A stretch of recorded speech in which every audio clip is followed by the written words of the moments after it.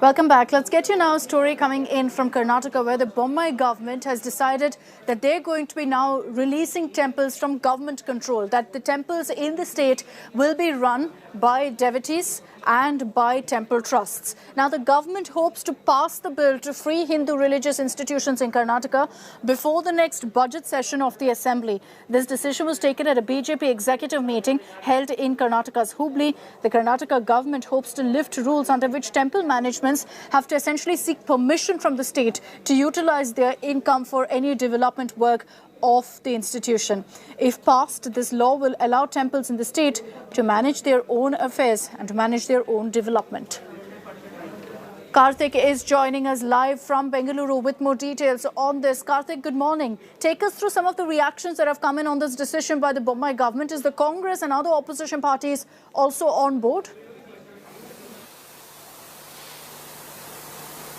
Well, good morning, Akshita. Karnataka Chief Minister Mr. Basavaraj Bommai yesterday made this announcement saying that the Karnataka government hopes to free all the Hindu temples from the Muzrai department. Now, it is estimated that around 34,563 temples in the state will be free from the government's clutches from this decision. Now, a law regarding this is expected to be proposed and be readied before the next session, and also before the next budget session that is expected to come next year.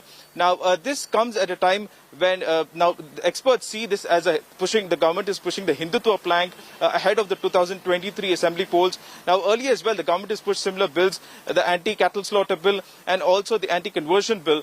Now, in this regard, the opposition is still yet to react on this bill after the Chief Minister's announcement. But it clearly seems that the government is pushing the Hindutva plank ahead of the upcoming assembly polls, and is also pushing itself, saying that that it wants to free the Hindu temples from the clutches of the government. Because if you look at other worship places of other faiths, they are not under the government control. So why should Hindu temples be under government control? Now, after this law comes into practice, Hindu temples will be under the governorship of trusts and devotees, and it won't be run by the government. But one aspect is that these temples have been generating crores of rupees of revenue for the government, so the government will have to do without these revenue from the coming years if the bill comes into place. Right, Karthik, thank you for joining us with all of those details. This is an issue, of course, that's been debated in many states as well. And that's all we have time for on this broadcast. That's it from me. Thank you very much for watching, and stay tuned to us here on India Today.